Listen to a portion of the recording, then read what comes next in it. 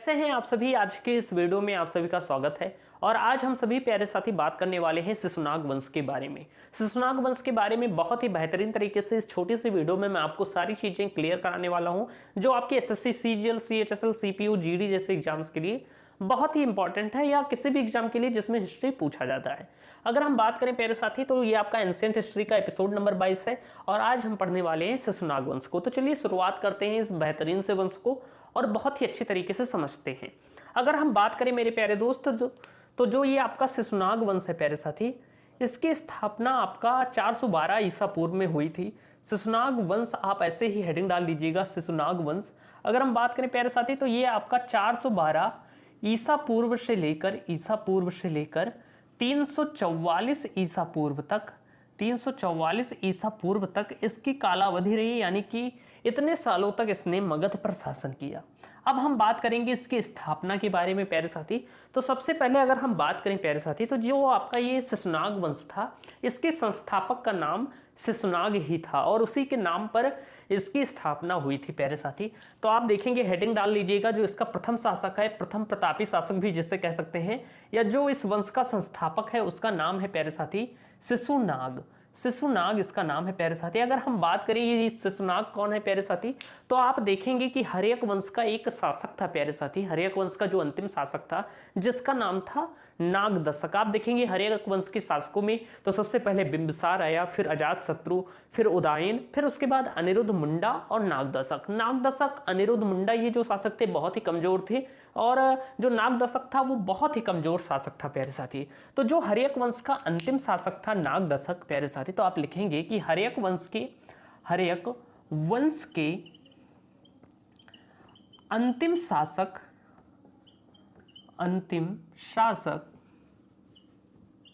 नागदशक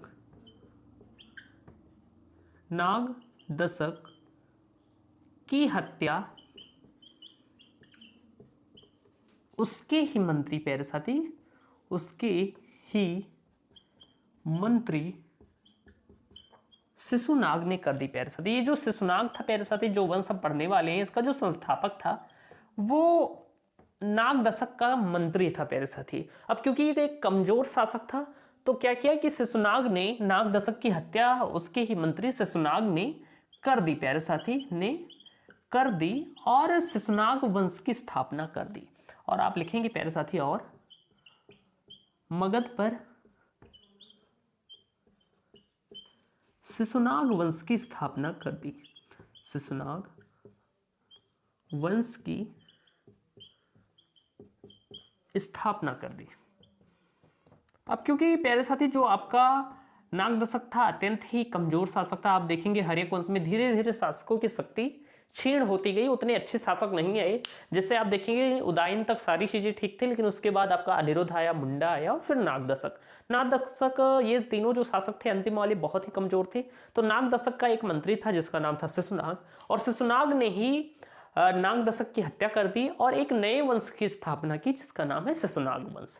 अब हम बात करें मेरे प्यारे दोस्त शिशुनाग वंश की, तो जो आपका शिशुनाग वंश है इसे नाग वंश भी कहा जाता है। तो नोट कर लिख लीजिएगा कि इसे नाग वंश भी कहते हैं। इस वंश को आप कह सकते हैं या इसे नाग वंश भी कहते हैं, कहीं कहीं पर इसे नाग वंश भी कहा जाता है, भी कहा जाता है प्यारे साथी।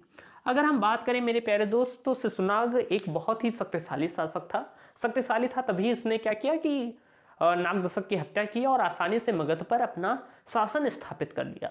इसने प्यारे साथी आप देखेंगे तो इसके बारे में बहुत ज़्यादा जानकारियां तो प्राप्त नहीं होती है, लेकिन आप देखेंगे प्यारे साथी तो शिशुनाग क्या था प्यारे साथी, शिशुनाग ने कुछ महत्वपूर्ण कार्य किए। उसे आप देख लीजिएगा कि शिशुनाग ने जो आपका अवंती राज्य था उसे मगध में मिला दिया।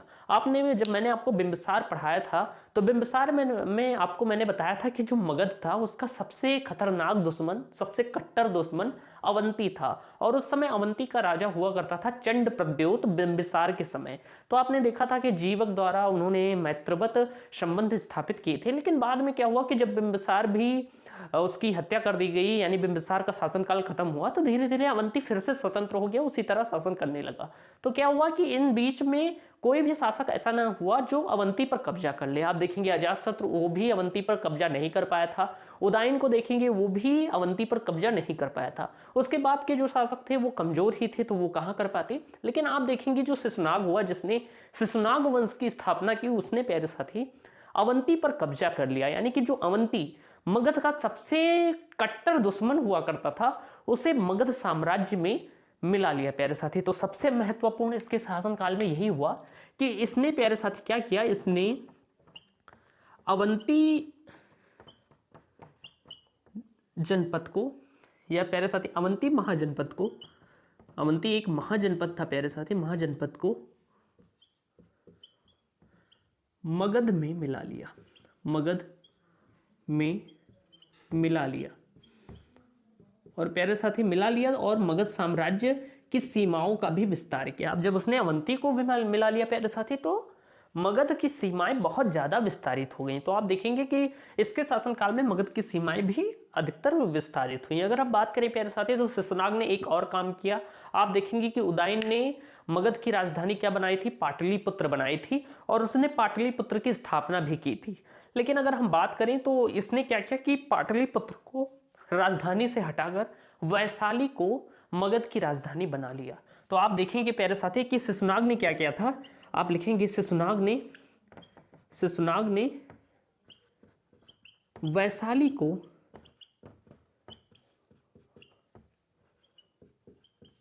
मगध की राजधानी बनाई, मगध की राजधानी बनाई प्यारे साथी, राजधानी बनाई। तो प्यारे साथी यही कुछ प्रमुख चीजें हैं जो इसके शासनकाल में हैं, और बहुत ज़्यादा हम डिटेल में नहीं जाएंगे क्योंकि इतने ही इंपॉर्टेंट होते हैं और इतना ही पता ही है, क्योंकि हम कोई यूपीएससी लेवल की तैयारी तो कर नहीं रहे हैं। एग्जाम में आपसे इतना ही पूछा जाता है। तो आपको ये ध्यान रखना है कि शिशुनाग ने अवंती जनपद जो था आपका, इसका सबसे बड़ा कार्य ये था कि इसने अवंती महाजनपद को मगध में मिला लिया और एक विस्तार रूप से मगध साम्राज्य की स्थापना की। शिशुनाग ने और भी क्या किया कि पाटलिपुत्र से मगध की राजधानी को हटाकर वैशाली को बना दिया। ये भी इसका प्रमुख कार्य था। अगर हम बात करें प्यारे साथी, इसके बाद अगला शासक आता है जिसका नाम है कालाशोक। तो आप इसका स्क्रीनशॉट ले लीजिए और हम इसे इरेज करते हैं। आप वीडियो को रोक दीजिएगा और फिर स्क्रीनशॉट ले लीजिएगा, क्योंकि ऑनलाइन वीडियोस में यही फायदा है कि आप क्या कर सकते हैं, आप बार बार वीडियो को रिवाइज करके देख सकते हैं जब मर्जी हो। तो प्यारे साथी ये तो हो गया आपका शिशुनाग जो प्रथम शासक था। दूसरा शासक भी इसका बहुत ही महान हुआ, अब हम उसके बारे में पढ़ने वाले हैं। तो चलिए दूसरे शासक की बात करते हैं अब, और एकदम अच्छे से पढ़ते रहिए। वीडियो पसंद आ रही हो तो लाइक जरूर कर दीजिएगा और कमेंट में कुछ कमेंट भी कर दीजिएगा, क्योंकि हमसे मेहनत करते हैं इतना आपके लिए, तो आपको इतना फर्ज बनता है कि कुछ आप कमेंट ही कर दिया कीजिए। अब हम बात करते हैं प्यारे साथी कालाशोक के बारे में। जो इसका दूसरा शासक हुआ प्यारे साथी कालाशोक, ये भी एक महान शासक था। तो प्यारे साथी इसके बाद आया आपका कालाशोक। अगर हम बात करें कालाशोक के बारे में प्यारे साथी, तो इसके बारे में भी बहुत ज़्यादा कुछ जानकारियां नहीं है। कुछ चीज़ें हम जानेंगे जो महत्वपूर्ण है और जो एग्जाम की दृष्टि से बहुत ही इंपॉर्टेंट है। अगर हम बात करें प्यारे साथी, तो कालाशोक की बात करें तो ये भी एक प्रतापी राजा था प्यारे साथी, और इसे काकवर्ण भी कहा गया है। अगर हम इसके नाम की बात करें प्यारे साथी, तो इसका एक उपनाम था, यानी कि इसका दूसरा नाम कह सकते हैं, या आप कह सकते हैं इसका एक उपनाम है। उपनाम क्या है प्यारे साथी? इसका उपनाम है काकवर्ण, काकवर्ण। अब कालाशोक को काकवर्ण क्यों कहा गया प्यारे साथी? तो ऐसा माना जाता है कि ये बहुत ही ज्यादा काला था, इसीलिए इसे कालाशोक भी कहा गया और काकवर्ण भी कहा गया। अगर हम बात करें प्यारे साथी, तो काकवर्ण में होता है, आप कह सकते हैं कि काला होने के कारण, काला होने के कारण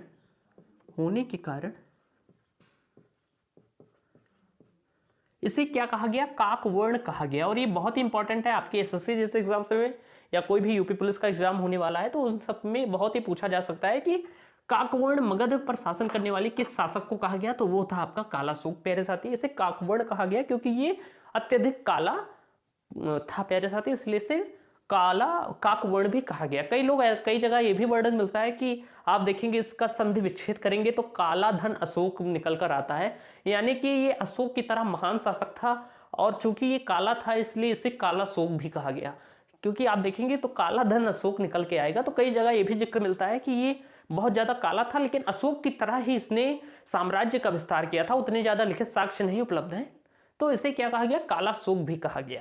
अब हम बात करें प्यारे साथी, तो इसके महान उपलब्धियों में आप देखेंगे तो इसने क्या किया कि आप देखेंगे उदयन ने मगध की राजधानी पहली बार पाटलिपुत्र को बनाया था, लेकिन फिर आप देखेंगे जब शिशुनाग आया, शिशुनाग वंश की स्थापना की उसने, और फिर उसने क्या किया कि पाटलिपुत्र से मगध की राजधानी को हटाकर किसे बना दिया, वैशाली को बना दिया। लेकिन फिर से काला शोक जब आया तो इसने पुनः पाटलिपुत्र को मगध की राजधानी बना दिया। तो आप लिखेंगे प्यारे साथी कि काला शोक ने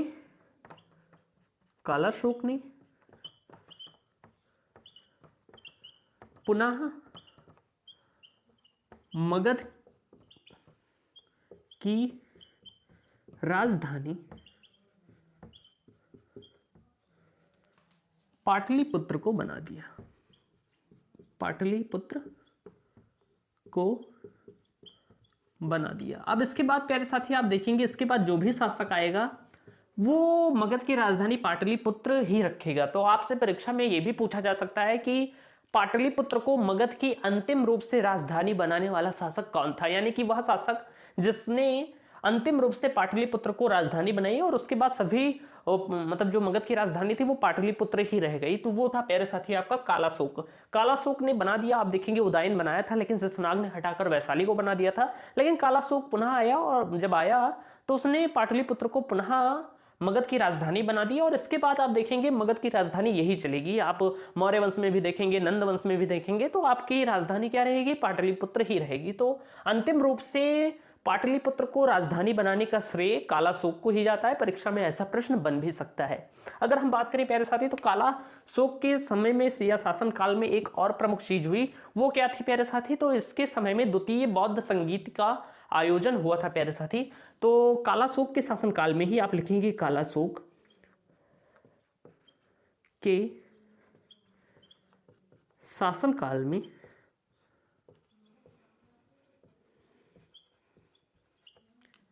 ही द्वितीय बौद्ध संगीति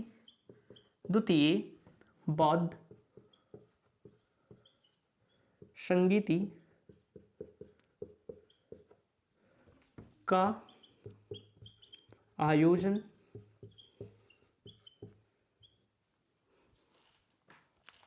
कहां पर हुआ था प्यारे साथी, तो इसका आयोजन आपका हुआ था वैशाली में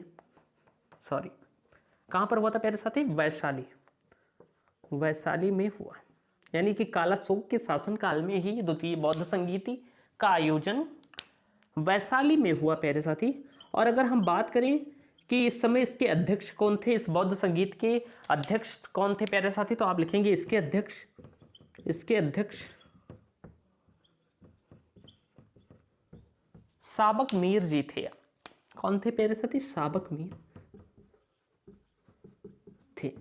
तो ऐसा परीक्षा में पूछा जाता है कि द्वितीय बौद्ध संगीत के अध्यक्ष कौन थे, या आपसे पूछ लेगा द्वितीय बौद्ध संगीत का आयोजन कब हुआ था, तो वो था काला शोक के शासन काल में। कहाँ हुआ था, वैशाली में हुआ था। इसके अध्यक्ष कौन थे, साबक मीर थे प्यारे साथी। अगर हम बात करें कि किस ईसा पूर्व में हुआ था, तो इसका आयोजन हुआ था 383 ईसा पूर्व में। वैसे सन आपसे पूछेगा नहीं खासकर, लेकिन अगर पूछ ले तो 383 बिफोर क्राइस्ट यानी कि ईसा पूर्व में हुआ था प्यारे साथी। तो ये प्रमुख कार्य थे इसके कि इसके शासनकाल में जो जो चीजें हुई, इतना ही आपके एग्जाम में पूछा जाता है कि काला शोक ने क्या किया था कि मगध की राजधानी पाटलिपुत्र को पुनः बना दी थी, और अंतिम रूप से मगध की राजधानी पाटलिपुत्र को बनाने का श्रेय काला शोक को ही जाता है। इसका उपनाम काकवर्ण था, काले रंग का होने के कारण या काला होने के कारण इसे काकवर्ण कहा गया।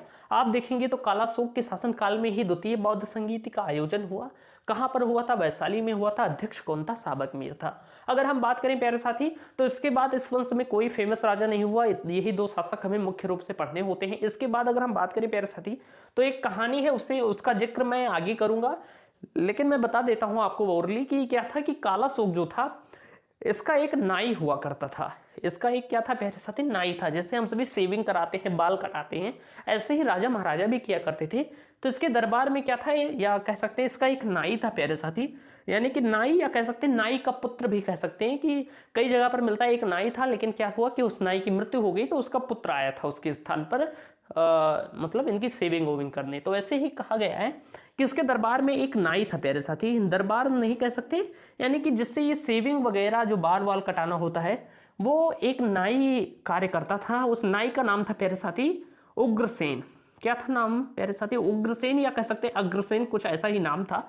इस नाई का नाम क्या था? उग्रसेन था प्यारे साथी। तो इसने क्या किया कि एक दिन ये राजा की क्या कर रहा था, सेविंग कर रहा था, और छुरा लिए होते हैं नाई, उसी से इसने क्या किया कि काला सूख के क्या कर दी, हत्या कर दी प्यारे साथी। और हत्या कर दी और मगध पर अपना शासन स्थापित कर लिया प्यारे साथी। अगर हम बात करें तो इसने क्या किया था कि जो नाई था उग्रसेन नाम का, उसने काला सूख की क्या की, हत्या कर दी छुरा भोग के प्यारे साथी। जो सेविंग करने के लिए यूज होता है उसी से उसकी हत्या कर दी। अब हम बात करें तो ये भी जिक्र मिलता है कि जो काला सूख था उसके 10 पुत्र थे। तो जब इसने काला सूख की हत्या कर दी तो उसके 10 पुत्रों ने मगध पर शासन किया कुछ वर्षों तक। अब क्या हुआ कि इसने पहले काला सूख की हत्या की, फिर धीरे धीरे कर कर इनके 10 पुत्रों को मार डाला और फिर मगध पर अपना शासन स्थापित किया। और एक प्यारे साथी इतिहासकार हैं जिनका नाम है कार्टियस। आप लिख लीजिएगा, मैं वैसे ही बता देता हूं क्योंकि उतना पूछा नहीं जाएगा, लेकिन मुझे जानकारी है तो मैं आपको बता देता हूं कि कार्टियस नाम के इतिहासकार का मानना है कि जो ये उग्रसेन था यही आगे चलकर महापद्मनंद बनता है। यानी कि यही क्या था, महापद्मनंद था जिसने नंदवंश की स्थापना की थी। तो प्यारे साथी ये चीजें मैं आपको कल बहुत ही अच्छे तरीके से बताने वाला हूं जब मैं आपको नंदवंश के बारे में बताऊंगा। आज के लिए इतना ही। वीडियो पसंद आई हो तो वीडियो को लाइक कीजिएगा, चैनल को सब्सक्राइब कीजिएगा। मिलते हैं नेक्स्ट वीडियो में। जय हिंद, वंदे मातरम।